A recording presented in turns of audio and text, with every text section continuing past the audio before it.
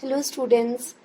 So students, we will continue with the previous chapter, that is diversity in living organisms. I hope you have understood whatever we have discussed so far. So if you have any doubt, you can clarify your doubts. Okay. So in the last class, we discussed about kingdom Monera. As you all know that the living organisms, they are classified into 5 major kingdoms. That is kingdom Monera, kingdom Protista, kingdom Fungi, kingdom Plantae and kingdom Animalia. So now we will discuss about kingdom Protista. You can see in the slides also. Children, in kingdom Protista, the organisms are mostly unicellular, eukaryotic organisms. Organisms are one-celled, but they are eukaryotic, means here the nucleus is surrounded by the nuclear membrane. Whereas in kingdom Monera, we observed that the organisms were unicellular, but they were prokaryotic. Okay, the DNA was not surrounded by the nuclear membrane and DNA lied in the cytoplasm. Here, some of the organelles use appendages, like some of the organelles, they have some hair-like structures like called as cilia or flagella for moving around. Okay. And here, the mode of nutrition is either autotrophic or heterotrophic. Like some of the organisms like Euglena, it contains chlorophyll. So in such type of organisms, the nutrition is autotrophic, whereas the organisms which doesn't contain chlorophyll, the nutrition is heterotrophic. The examples are unicellular algae, diatom and protozoans. You can see in the slide also and even in the picture also, Paramecium, amoeba and Euglena. They are protozoans and they belong to kingdom Protista. Here you can see in Euglena, you can see there is a hair-like appendage called as flagellum.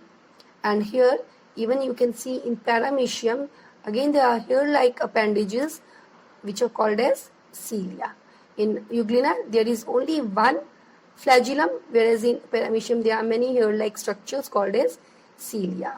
Now children, I told you before also, the organisms, they are classified into 5 major kingdoms on the basis of type of cell, mode of nutrition and body organization. So type of cell here, unicellular, eukaryotic, then nutrition, autotrophic or heterotrophic, then the body organization. Body organization, they are unicellular.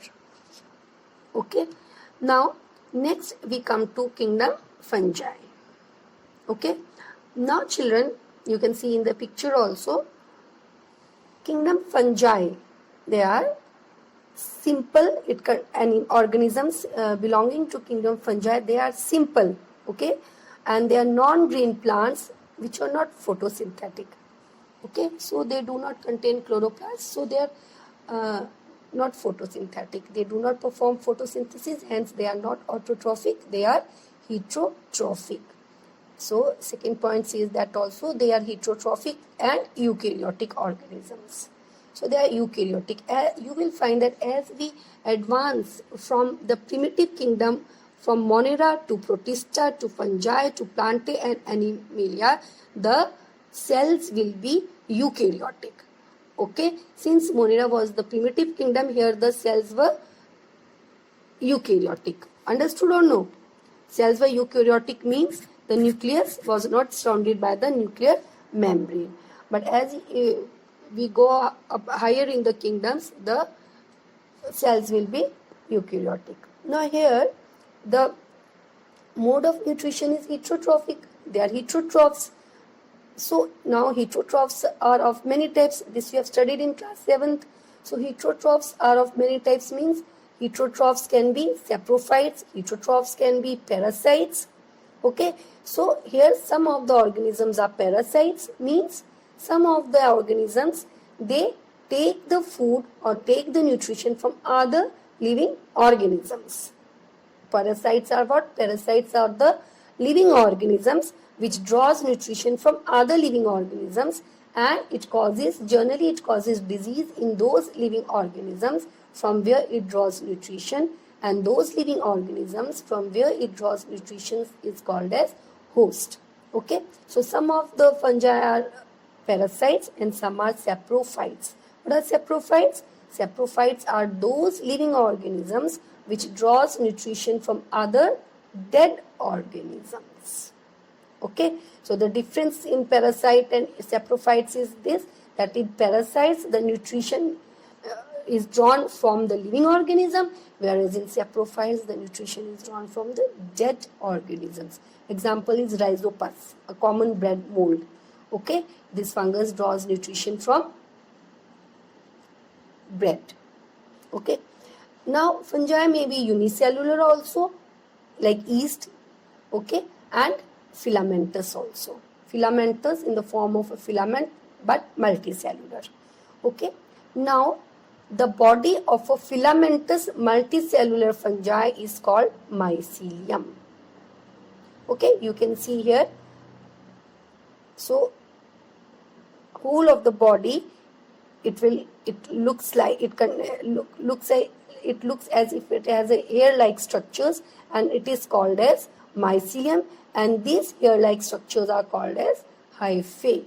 Okay, so all the hyphae together forms mycelium. Is it clear or no?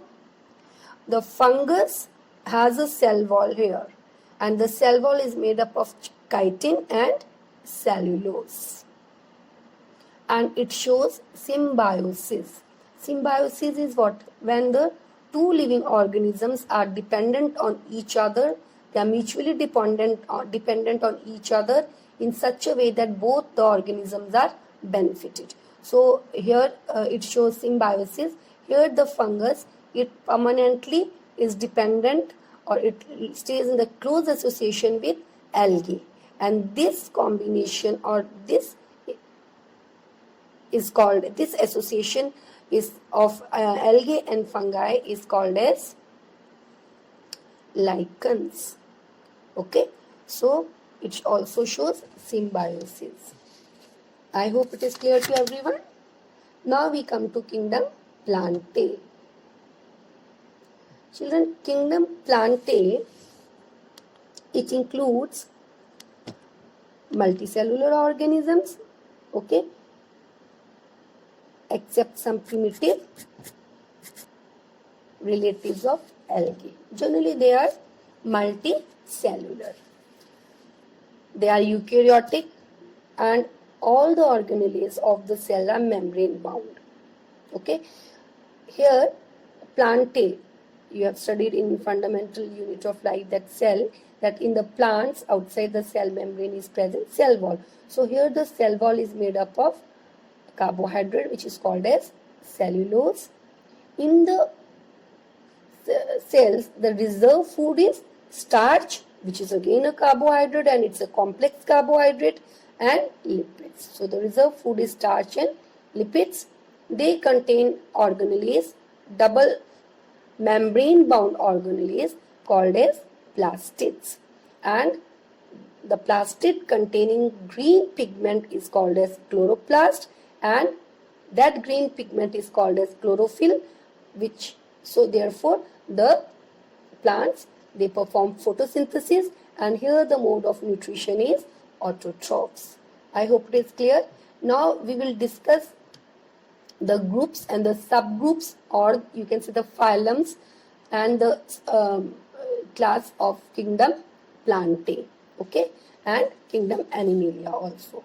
This we will discuss in the next class. Students, now just see this flow chart. 5 kingdom of classification. Living organisms are divided into 2 groups, prokaryotes and eukaryotes. Prokaryotes are those organisms where the nuclear material is not surrounded by the nuclear membrane and it lies freely in the cytoplasm. Okay, so the kingdom Munera belongs to prokaryotes. Then eukaryotes include those living organisms where the nuclear material is surrounded by the nuclear membrane. Okay, and again these eukaryotes, okay, eukaryotes are again divided into two groups, unicellular organisms and multicellular organisms. First, eukaryotes. All the eukaryotes will have the well-defined nucleus, that is the nuclear material is surrounded by the nuclear membrane. Okay, then among all those eukaryotes, okay, there will be few organisms which are unicellular, there will be few organisms which are multicellular. So based on that, they are divided into two groups, that is unicellular organisms and multicellular organisms. Now in unicellular eukaryotic organisms, kingdom Protista belongs to eukaryotic unicellular organisms. Now again this multicellular organisms, which multicellular organisms? Multicellular eukaryotic organisms. Among them also there will be few organisms which will have cell walls and there will be few which will not have cell walls. So again they are grouped into two main groups, the organism with cell walls and the organisms without cell walls. So the organisms without cell walls include animals. Okay, so kingdom Animalia belongs to that group which doesn't have cell walls. Now the animals or the organisms with cell walls are again divided into two groups, the autotrophs and the heterotrophs. So the autotrophs are those organisms which can perform photosynthesis, that is kingdom Plantae belongs to autotrophs. So it means that kingdom Plantae, they are autotrophs, they have cell walls, they are multicellular organisms and they are eukaryotic. And the organisms with cell walls but heterotrophs include kingdom Fungi. So kingdom Fungi, they are heterotrophs, they have cell walls and they are multicellular organisms and they are eukaryotes. Okay students. So next about kingdom Plantae and Animalia in detail we will discuss in next class. Thank you students.